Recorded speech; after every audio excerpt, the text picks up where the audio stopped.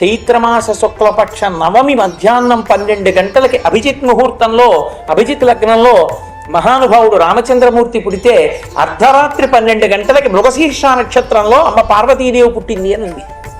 కానీ సంప్రదాయంలో లోకంలో చేయడం మాత్రం మనం అష్టమి నాడు చేస్తాం. చైత్రమాసంలో వచ్చేటటువంటి శుక్లపక్ష అష్టమి పార్వతీదేవి యొక్క ఆవిర్భావ దినం. అందుకే వసంతకాలంలో వచ్చేటటువంటి వసంత నవరాత్రులు కూడా కలశపెట్టి అమ్మవారిని ఆరాధన చేయడం. 2 కాలముల యందు 2 ఋతువులలో ఆయన తన దంష్టలు బయట పెడతాడు. కోర బయటికి వస్తుంది. కోర బయటికి వచ్చింది అంటే ఒకటే జననాశనం అయిపోతుంది. అందుకే దావృతువు ఆ 2 ఋతువులు కూడా యమదంష్ట్రాఖ్యే యమదంష్ట్రలు ఉంది దేవీ పురాణం. యమదంష్ట్రాఖ్యే నూనం సర్వజనేషు వైః. లోకంలో విపరీతంగా ప్రమాదాలు జరుగుతాయి. అసలు ఊహించడానికి వీలు లేనంతంత పెద్ద పెద్ద ప్రమాదాలు జరిగి అంతమంది జనులు నష్టపోతారు.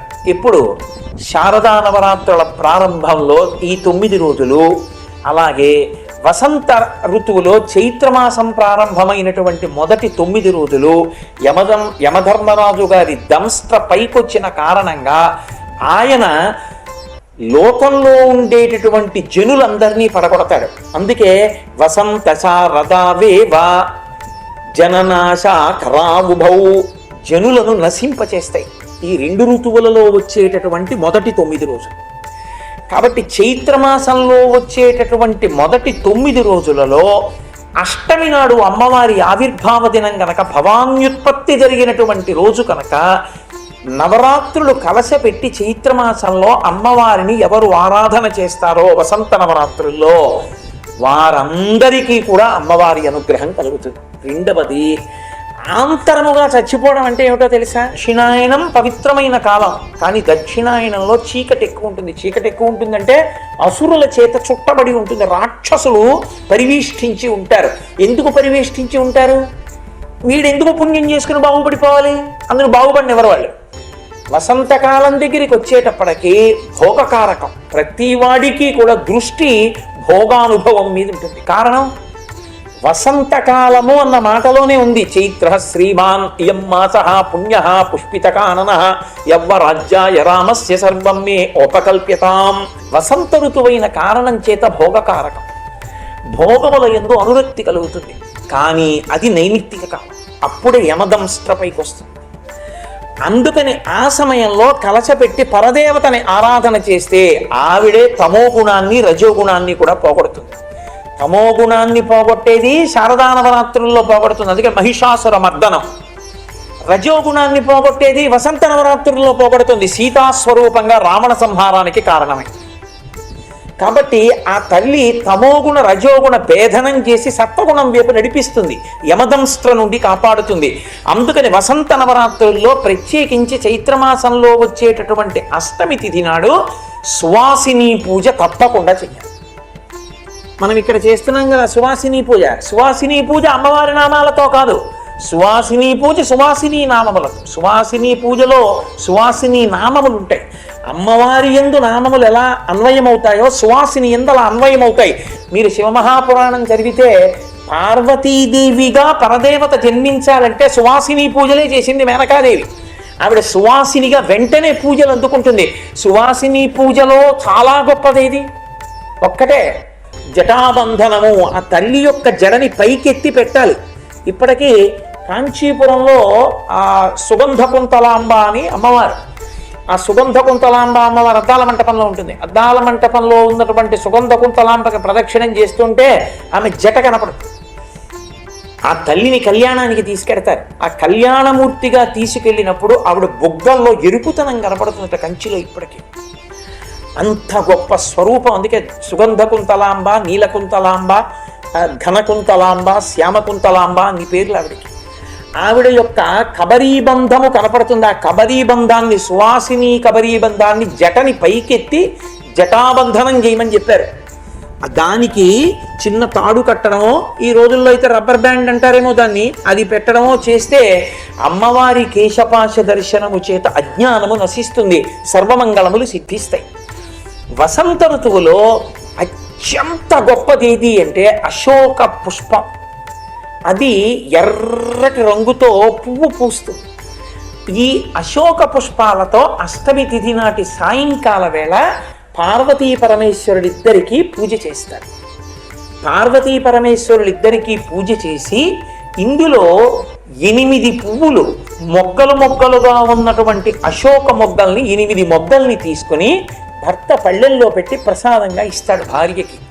ఈ ప్రసాదంగా ఇవ్వబడినటువంటి 8 అశోక పుష్పాల మొగ్గల్ని గృహిణి ఇల్లాలు ఇంటి యజమానురాలు నవిలి తింటుంది. నవిలి తిన్నప్పుడు అడుగుతుంది, నువ్వు అశోక వృక్షం నుంచి వచ్చిన దానివి, నువ్వు మధుమాస సముద్భవం, నువ్వు చైత్రమాసంలోనే పువ్వు పూస్తావు. ఎందుకంటే మహాపతివ్రతకి అశోక వృక్షానికి సంబంధం. అశోక వృక్షం పువ్వు పుయ్యదు వసంతకాలంలో. అది పువ్వు పుయ్యాలంటే పద్మినీ జాతి స్త్రీ వెళ్ళి తన కాలుతో తన్నాలి. తన కాలుతో తంతే వెంటనే పుష్పాలు పూస్తుంది. దానికి ఆ లక్షణం. సౌందర్యలహరిలో శంకరాచార్యులు వారు అమ్మవారి పాతివ్రత్యం గురించి చెప్తూ చెప్పారు, అశోక వృక్షం పువ్వులు పూయడానికి అమ్మా నిన్ను కాలుతో తన్నమంటే నేనంటూ తాకితే పరమశివుణ్ణే తప్ప అశోక వృక్షమైనా నేను ముట్టుకోనని నువ్వు తన్నలేదమ్మా. కాబట్టి అంతటి పాతివ్రత్యం ఉన్న తల్లి. అశోక వృక్షానికి పద్మినీ జాతి స్త్రీకి అంత దగ్గర సంబంధం. ఆ అశోక వృక్షము యొక్క స్పర్శ చేత శోకనాశనము ప్రత్యేకించి స్త్రీలకి. వాడు అమాయకుడై పెట్టలేదు, వాడేం భక్తితో పెట్టకపోయినా అమ్మవారిని తీసుకెళ్ళి అశోకవనంలో వాడికున్న వాంఛ వేరు. అందుకని ఆమె శారీరక ఆరోగ్యం తరిగిపోకూడదని అశోక వృక్షంలో శిశుపావృక్షం కింద పెట్టాడు. అశోక వృక్షపు గాలి, శిశుపావృక్షపు గాలి స్త్రీ సంబంధమైన వ్యాధులు పటమరించకుండా చేస్తాయి. అందుకని అక్కడ ఉంచాడు. కాబట్టి ఆ అశోకవనంలో ఉండేటటువంటి పుష్పాలు తెచ్చుకుంటారు. తెచ్చుకుని పూజ చేసి 8 మొగ్గలు భర్త ప్రసాదంగా ఇస్తాడు. ఇచ్చిన వాటిని ప్రసాదంగా స్వీకరిస్తారు. స్వీకరించి నవ్వులుతారు. ఇప్పటికీ శాస్త్రంలో ప్రమాణం ఏం చెప్తారంటే, అలా 8 అశోక మొగ్గలను ఈ అశోకాష్టమి భవాన్యుత్పత్తి జరిగినటువంటి రోజున ఏ ఇంటి ఇల్లాలు నవ్వులుతుందో, ప్రసాదంగా తీసుకుంటుందో, ఆమెకి పై సంవత్సరము వరకు గుండెలు బాదుకుంటూ శోకించవలసిన అవసరము కలగదు. అలా శోకించవలసిన అవసరము ఆమెకి కలగదు. ఆమె పరమ ఆరోగ్యంతో ఉండి చక్కగా భర్తని సేవించి ఇద్దరూ కలిసి ఎన్నో ధర్మకార్యాలని చేయగలుగుతారు. అందుకే అశోకాష్టమి నాడు ప్రదోష వేళలో పార్వతీ పరమేశ్వరుల అర్చన చెయ్యాలి. అథవా కనీసం అశోకాష్టమి నాడు శివాలయంలో ఉన్నటువంటి పరదేవతా దర్శనమన్నా చెయ్యాలి. ఇంట్లో పార్వతీ పరమేశ్వరార్చన చేసి అమ్మవారి అనుగ్రహాన్ని పొందాలి. అందున ఆమె సువాసిన్యర్చన ప్రీత. అందుకే అశోకాష్టమి ప్రత్యేకించి సువాసినులు పూజ చేసి పరదేవతానుగ్రహాన్ని పొందుతారు. సువాసిని తీసుకొచ్చి పూజ చేయడం, చక్కగా సువాసిని ఇంటికి పిలిచి వాళ్ళకి పసుపు కుంకాలు, గాజులు మొదలైనవి ఇవ్వడం, అన్నిటికన్నా పరమోత్కృష్ట ప్రసాదంగా చెప్పబడినదేదో తెలుసా? సువాసిని చేతికి మీరు ఇలా ఇవ్వగానే సువాసిని ఇలా చేతులతో పట్టుకుంటే అంత పదార్థాన్ని పరదేవతయే పట్టుకుని తిన్నట్టుగా శాస్త్రంలో వేసినటువంటి వంటకం ఏదో తెలుసా? అమ్మవారు పరమ ప్రీతి పొంది సంతోషించాలంటే అప్పాలు వండి బెల్లంతో చేసిన బియ్యపు పిండితో కూడిన అప్పాలు, అవి నేతిలో వేయించాలి, నూనెలో కాదు.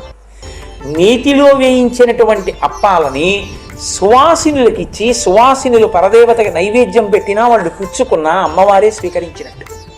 అది అమ్మవారి యొక్క పరమ అనుగ్రహానికి కారణం. పోతన గారు భాగవతం చేస్తూ రుక్మిణీ కళ్యాణ ఘట్టంలో చెప్తారు, ఆడపిల్లని పెళ్లి కూతుర్ని చేసినప్పుడు సువాసినుల్ని పిలిచి ఇప్పించాలి నేతి అప్పాలు. నేతి అప్పములను ఇచ్చింది అని రాశారు. ఆ అప్పాలు సువాసిని అందుకుంటే పరదేవత అందుకున్నట్టే. అంత గొప్పది. కాబట్టి చక్కగా అమ్మవారి యొక్క అనుగ్రహాన్ని పొందడానికి పరిపుష్టమైనటువంటి కాలము చైత్రమాసంలో వచ్చేటటువంటి ఆ 9 రాత్రులను ఎందుకంటాము? పగలు కదా పూజ, రాత్రి అన్న పేరు ఎందుకు వచ్చింది అంటే కేవలము భౌతికంగా బయట కలిగేటటువంటి ఫలితములే కావు. రాత్రి అన్న మాటకు అర్థం చీకటి అని. చీకటికి అర్థం ఏమి అంటే భయహేతువు, భయమును కలిగించున్నది, దేనికి భయం చీకటి? ఉన్న వస్తువు ఉన్నట్లుగా తెలియదు. అక్కడ తాడుబడి ఉందనుకోండి, పావులా కనపడుతుంది. ఆ తాడు ముందు భాగం లేచి ఇలా కదులుతోందనుకోండి, పడగలా కనపడుతుంది. లేని కృష్ణపాదాలు కనపడతాయి, అందులో లేని బుస్సు వినపడుతుంది, అడిలిపోయి చెమటలు కారిపోతాయి. అదే ఒక దీపం తెచ్చి ఇలా చూశారనుకోండి, అది తాడు, పావు కాదురా తాడు అని తెలిసిందనుకోండి, అన్నీ పోయాయి. పడగేది, కృష్ణపాదాలేవి, బుస్సేది, అన్నీ పోయాయి ఒక్క దీపకాంతిలో. చీకటి భయహేతువు, చీకటి సత్యాసత్య వస్తువుల యొక్క భేదమును ఎరుకలోనికి రానివ్వదు. సత్య వస్తువు గోచరము కాదు. అదే ఆ రాత్రి వెళ్ళిపోయింది, రాత్రి దాటిపోయిందంటే సూర్యకిరణములు పడతాయి. సూర్యకిరణములు పడ్డాయంటే గుర్తు ఏమిటంటే సత్య వస్తువు దర్శనమవుతుంది. అటువంటి సత్య వస్తువు ఎన్నటికీ మారనిది, అగ్ని చేత కాల్చబడనిది, నీటి చేత తడపబడనిది, వజ్రము చేత కొట్టబడనిది అయినటువంటి సత్య వస్తువైన అంతటా పరివ్యాప్తమైన ఆత్మ నేనన్న అనుభవము కలగడానికి చీకటి పోయి రాత్రి పోయి వెలుతురు రావడం అని గుర్తు. అందుకని బతుకు తెల్లారిపోవాలి. కాబట్టి ఆ తెల్లవారిపోవడం అనేటటువంటి దాంట్లో, ఆ పండిపోవడం అన్న దాంట్లో ఇక భయంలే. పట్టుకున్నంతకాలం భయం, లోపల పండిపోయి విడిపోతే జ్ఞానం. మీరు అందుకే చూడండి, పిండెగా ఉంటే గట్టిగా పట్టుకుంటుంది, దోరగా ఉంటే గట్టిగా పట్టుకుంటుంది, కాయగా ఉంటే పట్టుకుంటుంది. పండిపోయిన చేదుకాయలు కూడా తీయగా అయిపోతాయి. వేపకాయ చేదు, వేప పండు తీపి, అవి ముద్దగా అయిపోతుంది లోపల పదార్థం అంతా. ఇప్పుడు పండిపోయిన పండు ఇక చెట్టుని పట్టుకోవాలనుకోదు, ముచికని తానే వదిలిస్తుంది, నిర్భయంగా వదిలిపెడుతుంది. పండిపోవాలరా అంటారు. అందుకే జీవితంలో మనకి చూడండి, పంటలు వేసుకున్నారంటారు, పిల్లలు పంటలు వేసుకున్నారండి అంటారు. పరమపద సోపాన పటము అని కైలాసపాలి ఆడతారు. అందులో దేవతల్లో తిరిగితే పండిపోయినట్టు కాదు, మధ్యలో ఉన్న పరబ్రహ్మస్వరూపంలోకి వెళ్ళిపోవాలి. వాడు పండిపోయాడండి. ఏంటి ఆయన అండి పండు మహానుభావుడు, ఆయన పండిపోయాడండి జీవితంలో అంటారు. పండిపోవాలి, పండిపోవాలి తప్ప ఎండిపోకూడదు. ఆ పండిపోవడంలో ఉంది అందమంతా. ఆ పండిపోవడం కోసం పట్టి విడిచిపెట్టాలి. పట్టు విడుపు దేనికోసం అంటే పండడం కోసం. ఒకప్పుడు పట్టుకోవలసింది పట్టుకోవాలి, ఒకప్పుడు విడవలసింది విడిచిపెట్టేయాలి. ఒకప్పుడు నేను బ్రహ్మచారిని, ఆ బ్రహ్మచర్యాన్ని విడిచిపెట్టి గృహస్థాశ్రమాన్ని పట్టుకున్నాను. ఈ గృహస్థాశ్రమాన్ని విడిచిపెట్టి వానప్రస్థాన్ని పట్టుకోవాలి. వానప్రస్థాన్ని కూడా విడిచి ఏమో ఈశ్వరుడు అనుగ్రహిస్తే. కాబట్టి పట్టు విడుపు తెలిసి ఉండాలి. ఎప్పుడూ పట్టుకున్నవాడు పండలేడు, ఎప్పుడూ విడిచేవాడు పండలేడు. పట్టి విడవడంలో ఎప్పుడు పట్టాలో ఎప్పుడు విడవాలో తెలిసిన్నవాడు పండిపోతాడు. ఆ పండిపోవడం జీవితానికి పరమ తాత్పర్యం. కాబట్టి ఈ పండడం అనేటటువంటిది జీవితంలో అనుభవంలోకి రావడం, రాత్రి పోవడం, చీకటి పోవడం, భయం పోవడం. అసలు నేను తప్ప లోకంలో ఇంకో వస్తువు లేదనుకోండి, దేనికి భయపడాలి? నేను తప్ప ఇంకొకటి లేదు, ఉన్నదంతా నేనే. అప్పుడు దేనికి భయపడ్డాం? అద్వైతం, రెండు కానిది.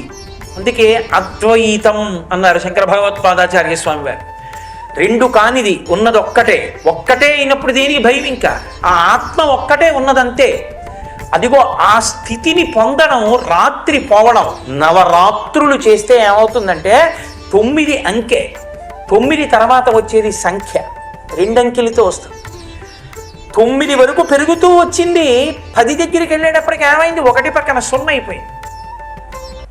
ఏది ఇప్పుడు ఆ 9 పెరిగినదంతా ఏమైంది? 1 పక్కన 0 అయింది. 0గా ఉండిపోతే కాదు, 1 పక్కన 0 అయిపోయింది. ఆ ఒక్కటి ఈశ్వరుడు, తాను 0. ఆ 0 పూర్ణమద పూర్ణమిదం పూర్ణాత్ పూర్ణముదచ్యతే పూర్ణస్య పూర్ణమాదాయ పూర్ణమేవావశిష్యతే. దానికోసం నవరాత్రుడు 9 మీదే తిప్పుతారు. 9 పగళ్ళు అందరూ 9 రాత్రులు అంటారు. 10వ రోజు పగలు చూడాలి. అందుకే 10వ రోజు పగలు ఏం చేస్తారు? రథయాత్ర చెయ్యాలి. శారదా నవరాత్రులు చేశారనుకోండి, శారదా నవరాత్రులు చేస్తే 9వ రోజుతోటి పూర్తి చేయకూడదు. విజయదశమి నాడు దేవాలయంలో మీరు కానీ ఉత్సవం చేస్తే 10వ నాడు దేవాలయ ప్రాకారం చుట్టూ రథంలో తిరుగుతాడు పరమేశ్వరుడు. రథంలో తిరుగుతున్న పరమేశ్వరుణ్ణి చూసినంత మాత్రం చేత మోక్షానికి కారణం. పైన ఉన్న వైక్లభ్యం 10వ రోజు రథయాత్రలో తిద్దపడుతుంది. అందుకే ఏకాదశి నాడు ఎప్పుడూ రథయాత్ర చేస్తారు. ఏకాదశి అన్నం పెట్టరుగా, ఏకాదశి ఉపవాస తిథి, అన్నం పెట్టకూడదు. అందుకని ద్వాదశి నాడు అన్నం పెట్టాలి, పారణ తిథి కనుక. ఏకాదశి నాడు రథయాత్ర చేస్తారు, ద్వాదశి నాడు సంతర్పణ చేస్తారు. ఈశ్వర ప్రసాదాన్ని అరమరికలు లేకుండా అందరూ కలిసి పుచ్చుకుంటారు. ఇప్పుడు మనం కూడా అంతే, ఏకాదశి నాడు రథయాత్ర చేస్తాం దేవాలయం చుట్టూ, ద్వాదశి నాడు పారణ, అందరం కలిసి కూర్చుని పరదేవతా ప్రసాదాన్ని స్వీకరిస్తాం. అది విధానం, అది వేదప్రోక్తం, అది ఋషి కల్పం. అంతేకాని మన ఇష్టం వచ్చినట్టు మనం చేయడం కాదు. శాస్త్రం ఎలా చెప్పిందో అలా చెయ్యవలసి ఉంటుంది. మనం శాస్త్రము చేత కట్టుబడాలి. అందుకే తస్మాత్ శాస్త్రం ప్రమాణంతే కార్యాకార్య వ్యవస్థితం.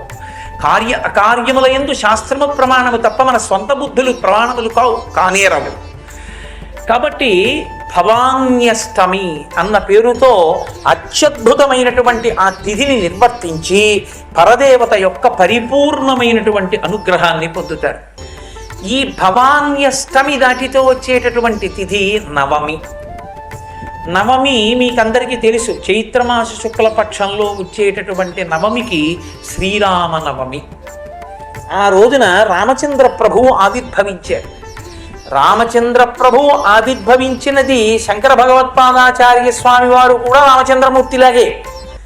అందుకే 5 గ్రహాలు ఉచ్చస్థితిలో ఉండగా మిట్ట మధ్యాహ్నం వేళ మహానుభావుడు ఈ లోకంలో ఆవిర్భవించాడు. అందుకే ఆయన పుట్టినది సూర్యవంశం, పెట్టుకున్నది రామచంద్రమూర్తి అంటారు.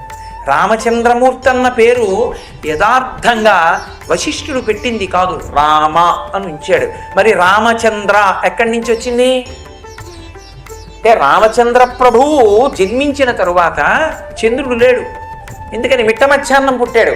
సూర్యుడు సహస్ర నేత్రములతో చూశాడు, అబ్బా ఇనకులతిలో కూడా ఈ పుట్టాడు మహానుభావుడని చూసుకున్నాడు, సంతోషపడిపోయాడు. నా వంశంలో పుట్టాడు, సూర్యవంశంలో పుట్టాడు. పొంగిపోయాడు సూర్యనారాయణమూర్తి. చీకటి పడింది, సూర్యాస్తమయమైంది, చంద్రుడు వచ్చాడు. చాలా బాధగా కన్నుల నీరు పెట్టుకుని కన్నుల నీరు తుడుచుకుంటూ కనపడ్డాడు. ఏం అలా ఉన్నావు అని అడిగి, పుట్టినది మిట్ట మధ్యాహ్నం, పుట్టింది సూర్యవంశంలో, నా స్పర్శే ఉంది, నేనెందుకు పనికొచ్చానన్నాడు. బెంగ పెట్టుకోకు, నేను సూర్యవంశంలో పుట్టినా, నేను పగలు పుట్టినా, మధ్యాహ్నం పుట్టినా, నీ పేరు నా పేరుతో కలిపి శ్రీరామచంద్రమూర్తి అంటారు లోకమంతా అన్నాడు. అందుకే మనం అందరం రామచంద్రమూర్తి రామచంద్రమూర్తి అంటాం. పైనలో శత్రువుల్ని తపింపజేసినప్పుడు సూర్యుడు, భక్తులైనటువంటి వారి పట్ల చంద్రుడు. అమిత్రాణం భయకరో మిత్రాణం అభయంకర. అమిత్రులైన వారి పట్ల భయంకరుడు, మిత్రులైన వారి పట్ల అభయంకరుడు. అటువంటి రామచంద్రమూర్తి ఈ లోకంలో నరుడిగా జన్మించాడు. నరుడిగా వచ్చినటువంటి అవతారం ఒక్క దాంట్లోనే అసలు ఏ ప్రయోజనం ప్రధానంగా ఈ లోకంలోకి వచ్చాడో ఆ రాక్షస సంహారం తరువాత తన అవతార పరిసమాప్తి చెయ్యలేదు, ఒక్క రామావతారంలోనే. ఎందుచేత అసలు రావణ సంహారం అయిపోయిన తర్వాత అవతార పరిసమాప్తి చెయ్యొచ్చు, కానీ దశవర్ష సహస్రాణి దశవర్ష శతాన్ని చ 11,000 సంవత్సరములు ఈ భూమి మీద ఉంటానన్నాడు. ఎందుకని? ఒక్కటే కారణం, రావణాసురుడు నరులను అధిక్షేపించాడు. అసలు బ్రహ్మగారిని వరం కోరుకునేటప్పుడు ఒక మాట అన్నాడు, తృణభూతహితామన్యే ప్రాణినో మానుషాదయ. మిగిలిన వాళ్ళ పేర్లు ఎత్తి వాళ్ళ వలన మరణము కలగకూడదని కోరుకుంటాను, అసలు నేను నరవానరముల పేరెత్తాను, వాళ్ళ వలన సరిపోకూడదని వరమడగడం ఏడు, వాళ్ళని ఏం చేస్తారన్నాడు. అంత చులకన చేయబడినటువంటి నరుని యొక్క వైభవం ఏమిటో లోకానికి చాటి చెప్పడానికి రావణ సంహారం చేసిన తరువాత 11,000 సంవత్సరములు ఈ భూమి మీద ఉండి నరుని యొక్క వైభవాన్ని లోకానికి చాటి చెప్పినటువంటి మహోత్కృష్టమైన అవతారము శ్రీరామావతారం. కాబట్టి శ్రీరామ నవమి ఎలా చెయ్యాలి అన్నది శాస్త్రప్రోక్తం. శ్రీరామనవమి చేసేటప్పుడు శ్రీరామనవమి పూర్ణోపవాసం. శ్రీరామనవమి నాడు అసలు ఉపవాస విరమణం లేదు, మరునాడే ఉపవాస విరమణం. శ్రీరామనవమి తిథి నాడు ఎక్కడెక్కడ రామాలయాలుంటే అక్కడక్కడికి తమ పిల్లలతో కలిసి వెళ్ళాలి. పెద్దవాళ్ళు ఎప్పుడో వెళ్ళడం కాదు, చిన్న పిల్లలతో వెళ్ళి కూర్చోవాలి, కూర్చుని భజన చెయ్యాలి. రామచంద్రమూర్తి భజన చేసి పెద్దలైనటువంటి వారు వచ్చి రామచంద్రమూర్తి ధ్యాన శ్లోకాలు చెప్తారు. శ్రీరాఘవం దశరథాత్మజం అప్రమేయం అని ఆయన ఎలా ఆజానబాహువరవింద దళాయతాక్షం రామం నిశాచర వినాశకరం నమామి వీరరాఘవ విజయరాఘవ అని పేర్లైనవి. ఆయన ఎప్పుడూ చేతిలో కోదండం పట్టుకుని ఉంటాడు. ఏ చేత్తో పట్టుకుంటాడో ఏ చేత్తో బాణాలేస్తాడో ఎవరికీ తెలియదు. ఆయన అసలు ఆయనని చూసి శూర్పణకి ఎందుకు మోహపడిందో తెలుసా? ఆయన అందం చూసి లోకంలో ఋషులు కూడా మోహించారు. పుంసాం మోహన రూపాయ పుణ్య శ్లోకాయ మంగళం. పురుషులు కూడా మోహించారు ఆయన అందం అటువంటిది. అందుకు కాదు, అసలు శూర్పణకి ఎక్కడ పొంగిపోయిందంటే అసలు ఈ చెయ్యి ఎప్పుడు ఇలా పెట్టి బాణం తీస్తాడు? ఈ చేత్తో కోదండం పట్టుకుంటే ఇలా తీసి ఇలా తగిలించి వింటినారి ఆకర్ణాంతం లాగి కదా బాణం విడిచిపెట్టాలి. వచ్చిన పెద్ద తంట ఎక్కడొచ్చిందంటే శూర్పణకి అవి కనపడలేదు. ఇలా తీసి ఇలా పెట్టి ఇలా వేయడమే. ఆమెకి రామచంద్రమూర్తి బాహువు కానీ అక్షయ బాణ తూణీరంలోంచి బాణం తీయడం కానీ వింటినారికి తొడగడం కానీ లాగడం కానీ వదలడం కానీ కనపడలేదు. అదొక పెద్ద గిర్ర గిర్ర గిర్ర తిరిగిపోతోందంటే వేగం. ఆ బంగారు కాంతితో బాణాలు తీసి తొడిగి వదులుతుంటే ఇక్కడ చూసి అక్కడ చూస్తే దమ్ దమ్ దమ్ దమ్ పడిపోతున్నారంటే 14,000 మందిని 1 గంట 47 నిమిషాల్లో పడగొట్టి. అది ఆయన వేగం అంటే. రామావతారంలో వేసినటువంటి బాణ పరంపర వేగం బహుశా ఇంక ఏ అవతారంలో లేదు. చీల్చి చిండడిచాడంటే శత్రుముఖమే. అటువంటి అవతారం అవతారం. అందుకు కదూ గోపరాజు గారు పొంగిపోయి బండన భీముడత్త జనబాంధవుడు జ్వలబాణతోణకు దండ కళ ప్రచండ భుజతాండవ కీర్తికి రామమూర్తికి రెండవ సాటి దైవమిక లేడనుచున్ గడకట్టి ఢేరి కాడాండ డడాండ దండ నిడజంబుల దండము నిండ మత్త వేదండము నిక్కి చాటెతను దశరథి కరుణాపయోనిధి అంటాడు. నేను ఏనుగు మీద ఎక్కి వచ్చి 4 వీధుల కూడల్లో 2 స్తంభాలు కట్టి దానికి ఒక పెద్ద భేరీ కట్టి దండ డండ దండ నిడదంబుల జండము నిండమత్త వేదండము నిక్కి చాటెదను ఢాం ఢాం ఢాం అని భేరీలు మోగించి రామచంద్రమూర్తితో సమానమైనటువంటి దైవం ఎక్కడున్నాడు? ఆయన బాణములు తీసి ప్రయోగిస్తున్నప్పుడు ఆయన భుజములు రుద్రతాండవం చేస్తాయి. అటువంటి తండ్రి నా తండ్రిని ఎలుగెత్తి చాటుతానని చెప్పుకున్నాడు. అటువంటి రామచంద్రమూర్తి ఆవిర్భవించి రాక్షస సంహారం చేసి ఈ లోకాన్నంతటినీ కూడా కాపాడి నరుల యొక్క వైభవాన్ని ప్రకాశింపచేసేటువంటి మహాపురుషుడు శ్రీరామచంద్రమూర్తి. అందుకే ఆ రోజున నిజానికి వీళ్ళు వాళ్ళు అని ఉండకూడదు. పిల్లలతో కలిసి దేవాలయానికి వెళ్ళిపోయి దేవాలయంలో కూర్చుని ఇంట్లో తెల్లవారుజాముకి ముందే పూజ అయిపోవాలి. పూజ చేసేసుకుని రామచంద్రమూర్తి దేవాలయానికి చేరుకుని రామభజనలు చెయ్యాలి. ఇక ఎంత సంతోషం అంటే ఉర్రు తలుగిపోతూ చెయ్యాలి. చేసి పెద్దలు వచ్చి రామచంద్రమూర్తి ధ్యాన శ్లోకాలు చెప్పి రామచంద్రమూర్తి యొక్క మూర్తిని వైభవాన్ని వర్ణిస్తారు. వర్ణిస్తే ఆ వైభవాన్ని దర్శనం చెయ్యాలి. దర్శనం చేసి ఆ రోజు మధ్యాహ్నం భోజనం ఉండదు. ఏదో శరీరాన్ని నిలబెట్టుకోవడానికి కావలసినటువంటి సాత్వికమైన పదార్థాన్ని పరిమితముగా దైవేర్పితాహారమును స్వీకరిస్తారు. స్వీకరించి సాయంకాలం వేళలో సంధ్యావందనాదులు పూర్తయిన తర్వాత రామచంద్రమూర్తికి జరపబడినటువంటి పట్టాభిషేకంలో మకుటధారణ సర్గ చదవాలి. అందరూ కూర్చుని వినాలి. అర్థం కాకపోతే ప్రతి శ్లోకానికి అర్థం చెప్తారు. అర్థం చెప్తూ పట్టాభిషేక సర్గ చెప్తారు. పట్టాభిషేక సర్గ ప్రారంభ శ్లోకంలో వాల్మీకి మహర్షి చెప్పినది ఏమిటో తెలుసా? వృద్ధుడైన వశిష్ఠుడు సీతాసహితుడైన రామచంద్రమూర్తిని సింహాసనముపై కూర్చుండబెట్టే. పట్టాభిషేకం అభిషేకం ఓషధీజలముల చేత అభిషేకించారు. కాత్యాయన వశిష్ఠో వామదేవశ్చాజామాలి రథకాశ్యప కాత్యాయన సుయజ్ఞశ్చ గౌతమో విజయస్తథా. ఆ మహర్షులందరూ వచ్చి బంగారు పాత్రలలో ఉన్నటువంటి ఓషధీ రసములతో అభిషేకం చేశారు. ఈ లోకంలో ఆవాహన చేయబడినటువంటి జలములు కానీ లేదా ముందుగా తీసుకొచ్చి దాచి పట్టాభిషేకంలో వాడిన నదీ జలాలు కానీ వాడబడకుండా రేపు పట్టాభిషేకం అంటే ఇవాళ రాత్రి 4 సముద్రముల యొక్క జలములు 500 నదుల జలములు తేపడి అభిషేకము చేయబడినటువంటి పట్టాభిషేకమును పొందిన ఏకైక ప్రభువు శ్రీరామచంద్ర ప్రభు. ఎందుకని? మా స్వామి హనుమన్నారు. ఆయన ఆయన వేగాన్ని ఎవరు తట్టుకోగలరు? మనోజవం మరుతతుల్య వేగం జితేంద్రియం బుద్ధిమతాం వరిష్టం వాతాత్మజం మనరయూథ ముఖ్యం శ్రీరామదూతం శిరసానమామి. ఆ వానర సమూహములు 500 నదుల నీళ్లు, 4 సముద్ర జలాలు బంగారు కలశలతో తెచ్చారు. ఓషధీ జలములను పిండాడు వశిష్ఠుడు. ఆ బంగారు పాత్రనెత్తి ఓషధీ జలములతో అభిషేకం చేసి ఆ కిరీటాన్ని వర్ణిస్తారు. ఆ బంగారు కిరీటాన్ని ఆ బంగారముతో అలంకరింపబడినటువంటి సభా ప్రాంగణంలో బంగారు ఆసనం మీద ఉంచి వర్ణిస్తాడు. బ్రహ్మగారి చేత దత్తము చేయబడి స్వయంభో మనువు చేత మొట్టమొదట ధరింపబడి పరంపరాగతంగా వస్తున్నటువంటి ఆ కిరీటాన్ని ఎత్తి పట్టుకుని వశిష్ఠుడు రామచంద్రమూర్తి యొక్క తల మీద పెడతాడు.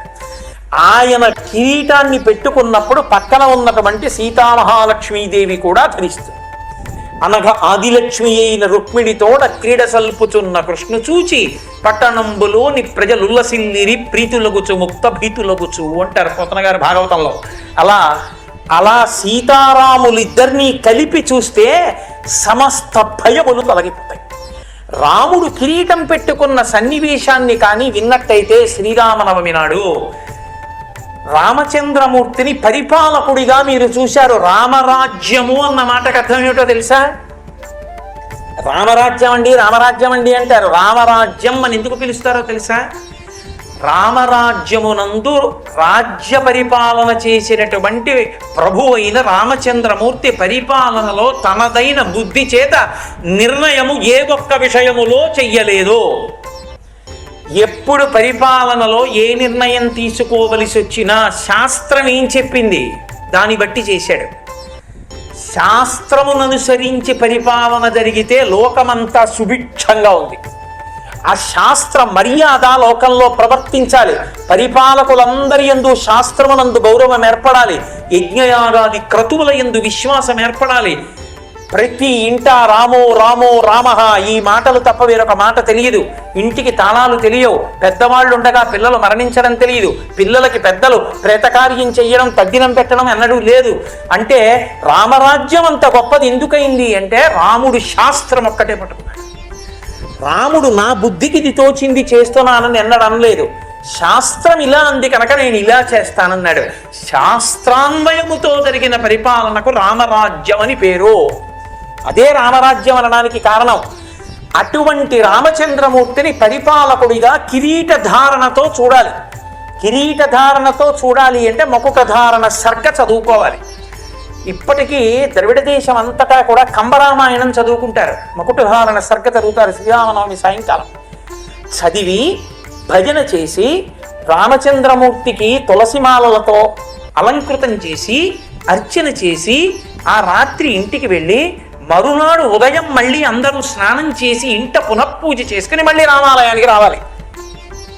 మళ్ళీ రామాలయానికి వచ్చి ఎవరి శక్తి కొలది వారు శక్తి వంచన లేకుండా ద్రవ్యాన్ని సమీకరించి వానర సమూహములు రామచంద్రమూర్తి దగ్గర ఎలా సంతోషపడతాయో అలా ముందు రోజు పట్టాభిషేకమైంది కాబట్టి మరునాడు దశమి నాడు అందరూ కలిసి కూర్చుని ప్రసాద స్వీకారం చేస్తారు, భోజనం చేస్తారు ఈశ్వర ప్రసాదంగా. అది శ్రీరామనవమి చేసేటటువంటి విధానం. ఇందులో సాయంకాలం ఊరిరిగింపు చేస్తారు. ఊరూరా వాడవాడ రామచంద్రమూర్తి పల్లకీ పట్టుకొని రామనామంతో తిరిగి వస్తారు. శాస్త్రము మీద అనురక్తి కలగాలి అంటే, ధర్మమునందు అనురక్తి కలగాలి అంటే, వేదమునందు అనురక్తి కలగాలి అంటే రామభక్తిని పొంది తీరాలి. అటువంటి రామచంద్రమూర్తి యందు భక్తి ఏర్పడము అంటే శాస్త్రమునందు భక్తి కలగడం. ఆయన పరిపాలకుడిగా కూర్చోవాలి. రాముడు పరిపాలకుడుగా కూర్చోవడం అంటే త్రేతాయుగంలో నరుడిగా కాడు, విష్ణువు రాముడిగా వచ్చినటువంటి విష్ణువు పరిపాలకుడుగా రామచంద్రమూర్తిగా కూర్చోవాలి. రాముడు నరుడు కాడు, రాముడు విష్ణువని నిగ్గు తేల్చగలిగినటువంటి వ్యక్తి ఎవరు రామాయణం మొత్తం మీద? ఒక్కరే, సీతమ్మ. సీతమ్మ లేని నాడు రాముడెవరో తెలియదు లోకానికి. ఎందుకని? కేవల నరుడిగా జన్మించాడు, ఏమీ తెలియని ప్రాకృత బాలుడిగా తిరిగాడు. కృష్ణుడు అలా కాదు, వామనావతారం అలా కాదు, శ్రీ మహావిష్ణువుగా కనపడ్డారు. అందులో కృష్ణావతారం దగ్గరికి వచ్చేటప్పటికీ అయ్యబాబోయ్ చతుర్భుజుడి శంఖచక్ర గదాపద్మములతో పట్టు పీతాంబరం కట్టుకుని అసలు వనమాలతో కౌస్తుభరత్నంతో ఆ పసిడి మొలతాడుతో ఆయన కనపడినటువంటి విధానానికి ఈయన నా కొడుకా అని నందుడు పొంగిపోయాడంతే. దాన్ని వర్ణిస్తూ పోతన గారు అంటారు, జలధర దేహు నాజాను చతుర్బాహు సరసీరు హక్షు విశాలవక్షు జారు గదా శంఖ చక్ర పద్మ విలాసు కంఠ కౌస్తుభమణి కాంతిభాను కమనీయ కటిసూత్ర కంకణ కేయూర శ్రీవత్సలంచనంచిత విహారు మరుకుండల ప్రభాయుత కుంతలల నాటు వైఢూర్య మణిగణ వరకిరీటు బాలు పూర్ణేందు రుచిదాలు భక్త లోకపాలు సుగుణాలవాలు కృపావిశాలు చూచి పులకించి తిలకించి చోద్యమంది ఉబ్బి చెలరేగి వసుదేవుడు ఉత్సహించే. ఆ వసుదేవుడు అంత పొంగిపోయాడు ఆ కృష్ణస్వరూపాన్ని చూసి. రాముడు అలా కాదు, ప్రాకృత మనుష్యుడిగా జన్మించాడు. అలా నరుడిగా వస్తే కానీ రావణ సంహారం జరగదు. కానీ నరుడుగా వచ్చిన రాముడే విష్ణువు. ఎవరు నిరూపించింది? సీతమ్మ. ఎందుకని? ఆయన నరుడు 12 నెలలు కౌసల్యాగర్భవాసం చేసి వచ్చాడు. సీతమ్మ అదమే కృషసక్షేత్రం లంగలా ఉద్ధితామయ అని చెప్పాడు జనకుడు. నేను భూమిని యజ్ఞం కోసం దున్నుతుంటే ఆమె పైకి లేచిందని చెప్పాడు. దొరికింది కాదు, మందసంలో పద్మావతీదేవిలా పైకి లేచింది ఆవిడ. పైకి లేచి ఆ తల్లి తనకి తాను పేరు పెట్టుకుంది. సీతానాం నేతి విశ్రుత అని చెప్పాడు. సీత అని పేరు ఆవిడే పెట్టుకుంది. ఈమె నాకేమవుతుంది అని చూస్తున్నాడు. అశరీరవాణి పైనుంచి పలికింది, ధర్మేణ తనయా తవా, ఓ జనక ధర్మము చేత ఈమె నీకే కుమార్తె, అందుకని జానకి అయింది. ఇప్పుడు అనుమానం వచ్చింది జనకుడికి, ఈమె నరకాంత కాదు, ఒక స్త్రీ గర్భము నుండి రాలేదు కాబట్టి ఈమెకి భర్త ఎవరు? ఆమె చెప్పాలి. ఆమె చెప్పలేదు. నేనెవరిని వరుణ్ణి చూడటానికి? అయోనిజయైన తల్లి, తనంత తాను పైకి లేచిన తల్లి, పరదేవతా స్వరూపం. ఇప్పుడు ఆ తల్లి మాయాశక్తి అయితే మాయను నియమించగలిగిన వాడు, ధరించగలిగిన వాడు, భరించగలిగిన వాడు, వహించగలిగిన వాడు, శాసించగలిగిన వాడు పరబ్రహ్మం ఒక్కడే. ఈమె పుట్టింది కాబట్టి ఆయన పుట్టాడు. ఎక్కడ పుట్టాడో నాకు ఎలా తెలుస్తుంది? అందుకని ఈమె వీర్యశుల్క. ఎవరు శివధనస్సు ఎక్కువ పెడతారో వాళ్ళకి ఇస్తానండి. శివధనస్సు ఒకటి, విష్ణుధనస్సు ఒకటి కాదు, అది పరబ్రహ్మము యొక్క ధనస్సు. దాన్ని ఎక్కువ పెట్టిన వాడు పరబ్రహ్మం. అందుకొచ్చాడు రామచంద్రమూర్తి. అందుకే మొదట రాముణ్ణి చూసినప్పుడు జనకుడు తూలనాడాడు. పగతిర్మానుషానంచ ధనుషస్య ప్రపూరణే ఆరోపణే సమాయోగే వేపనే తొలనే పివా అన్నాడు. ఆ మనుష్యుడు ధనస్సు ఎక్కువ పెడతాడా? ఆ వింటి నారి కింద విప్పాలి. విప్పి ఆ ధనస్సు పైన వేసి వంచాలి, ముడి వెయ్యాలి.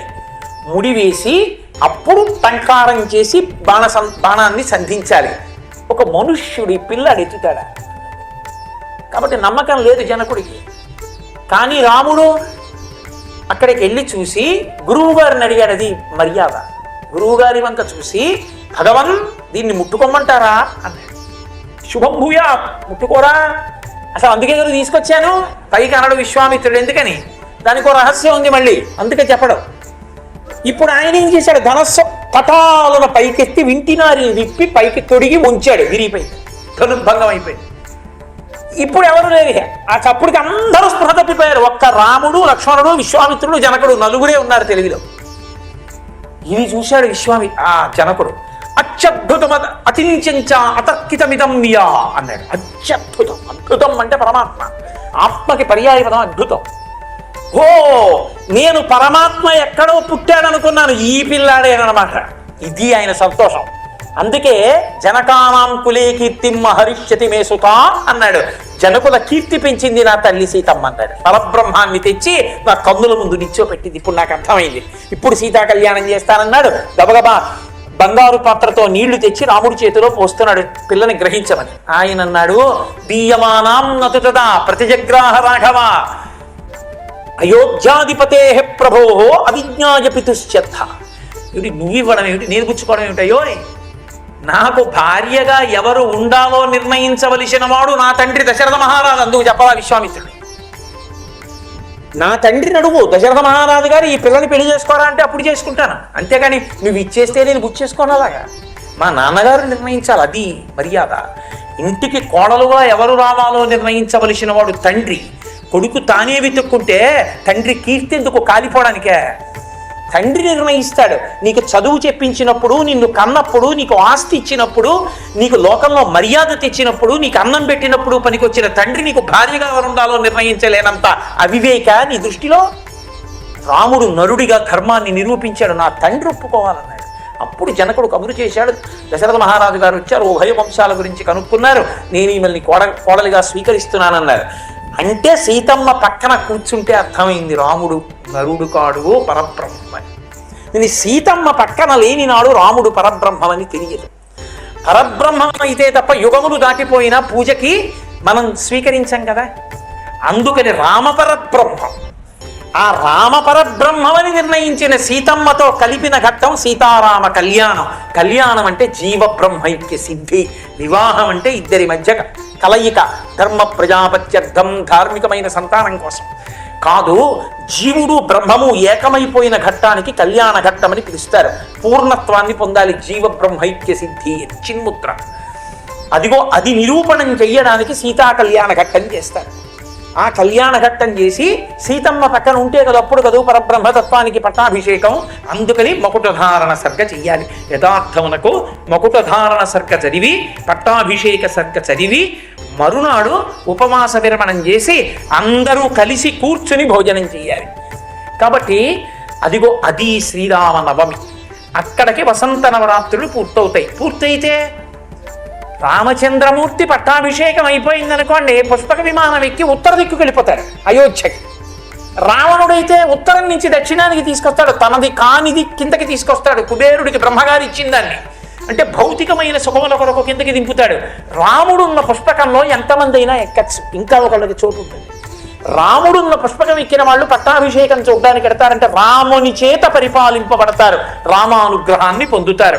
కాబట్టి వసంత నవరాత్రులు చేస్తే వచ్చే భాగ్యం ఏమిటంటే మనందరం కూడా సీతారామచంద్ర ప్రభువు యొక్క అనుగ్రహాన్ని పొంది ఆ యమదంస్త్రని వెనక్కి తోసి అందరం సుఖ సంతోషాలతో ఉంటాం. కాబట్టి శ్రీరామనవమి ఇలా చెయ్యండి అని మనకి శాస్త్ర ప్రోక్తం.